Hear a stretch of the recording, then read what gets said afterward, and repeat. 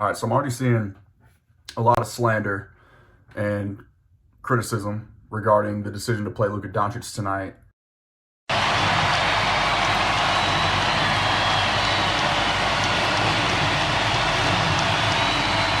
Just another look at it. And another one.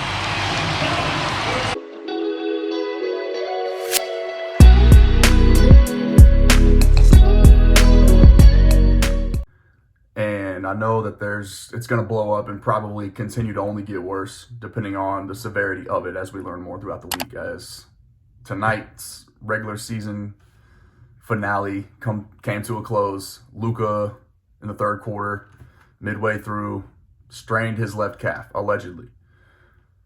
That's the early reports anyways that would indicate that's what we're dealing with right now. So three things. The first of which is, for anyone saying it was a meaningless basketball game, wrong. They had a shot at the 3 seed. They're currently the 4th seed, will be the 4th seed going into the playoffs. But prior to game number 82 today, you have a shot at the 3 seed, which means two things. Whichever of the two means more to the Mavs, I can't say for certain. But one thing, it means that you would likely play the Nuggets as opposed to the Jazz, which to me, I think the Mavs may find that matchup more favorable to themselves, especially when you consider how banged up they are. So that's point number one. Point number two is it means if you're the 3 seed, you dodge the Phoenix Suns, who by all accounts has been the best team at basketball all season, all year long, until the Western Conference Finals. So if you're the 4 seed, you play the Suns round 2. If you're the 3 seed, you play the Suns in the conference finals in round 3. So that's point number 2. And then number 3 is, as an athlete, you're out there to do what you do, to compete, to go win the game, to play basketball, to do what you've done your whole life, right? You control what you control in that moment. The game between the Warriors and the Pelicans, that the Mavs could have jumped to the 3 seed if they took care of their business tonight, and also got a little bit of help from the Pelicans, who at the time, granted, were down pretty significantly to the Warriors. I think at the time of Luka's injury, I flipped over immediately and checked the score of that game. There was like a 19-point deficit for the Pelicans right now. So, yeah, you might say things not looking good. Why is Luka in the game? But still, at the end of the day, in competitive NBA basketball, in a playoff atmosphere and environment, when stuff is on the line, right? Anything goes. And I know the Mavs know that as well as anybody else, right? They erased a bigger lead in a shorter amount of time that was left against that very same Golden State Warriors team. That happened this year. So the Mavs know, right? It's not over until the clock hits 0. So if that's your argument, then are they just playing peekaboo with an ESPN app, constantly just refreshing the feed while also trying to take care of their own business at the same time? I'd answer no. Are they aware of what's going on in California? Absolutely. Of course they are. They're probably checking that score, every time out, maybe having a conversation saying, hey, this is what we're dealing with. What are you thinking?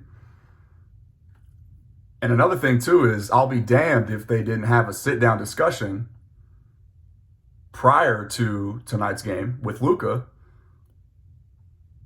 asking him, about monitoring his minutes, maybe.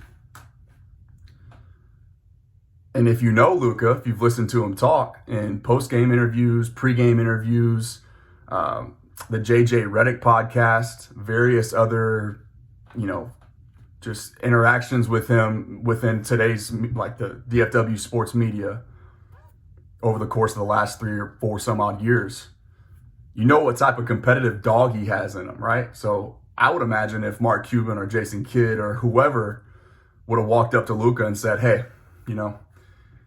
there's a chance we can get up to the 3 seed tonight, but how about you just take it easy tonight, bud? I picture Luka just giving them, a a respectful FU, man. Like, this is game 82 with my brothers, my team, where we're still trying to build something here and ride momentum into the postseason. We're one of the hottest teams in basketball right now. We ain't trying to mess that up. I'm trying to go compete. I'm trying to do my job. I'm trying to play basketball. As an athlete, that's what I do. I play. So all this sitting out stuff and blaming somebody for whoever may or may not be responsible for whether or not you agree with the decision to play Luka Doncic. What's the point in ever playing a single minute ever? And the other 82 some odd regular season games, right? If there's a risk for injury, there's always a risk for injury. It's literally part of the job description. But if you're playing scared and playing, in fear or protecting yourself, then not only are you doing it yourself a disservice, but you're doing the same to a larger extent to your teammates, right? What's the point of being an athlete if you're gonna just kind of want to protect yourself and different thought processes for different people, different strokes for different folks. I totally get it. I understand Giannis Antetokounmpo didn't play tonight. Giannis didn't play. I get that. That's on him. That's his decision, right? Maybe they didn't see there was anything left to gain from a team that already won the finals a year ago. They've built their dynasty per se already, right? A lot of people think they're maybe one of the only two teams that can give the Suns a run for their money in the postseason. What else did they have to gain? Maybe, okay, I could see that, right? Joel Embiid, he didn't play tonight. Another MVP candidate in game number 82 with potential movement in the standings, right? That's a big man, a 7'2" guy with a history of foot problems. I can understand maybe wanting to take it easy with the dude that, quite frankly, wasn't sure if he was ever going to be a legitimate NBA basketball player after the first 2 years of his season, or first 2 years of his career. It's not the same. Your situation dictates how you approach it, but you're still going out there to compete if it's in your will, if that's what you want to do as an athlete. So I hope he's all right. I actually did see at the very end, this is the last thing I'll say before I get out of here. I'm actually going way longer than I thought I would. Popovich came up to J Kidd after the game. I was watching. I was just trying to lip read and just see if I could gather any sort of information. Because I did notice Jason Kidd was actually rather elated on the sideline, dapping up the rest of the players, which I get it. It's an accomplishment to make the playoffs, to host a playoff series for the first time in quite a few years, right? So, I get it. There's a lot to be proud of with the turnaround, but you just lost your star player, one of the best players in the world. You're not really sure the status of his health, and you're kind of over there, you're jumping for joy. I could maybe see you questioning that, but the decision to play Luka Doncic tonight, there's no debate. It was the right decision, especially if what we know about Luka to be true, right? Hindsight's always 2020, but again, we've already discussed everything that needs to be talked about. Back to my last point. I know I saw Pop and J Kidd. Pop asked J Kidd about the status of his injury or whatever, and verbatim, Jason Kidd's lips were, "It's just a cramp." And he did one of these things, like threw his hand to the side and shrugged it off, almost as if to say, don't worry about it.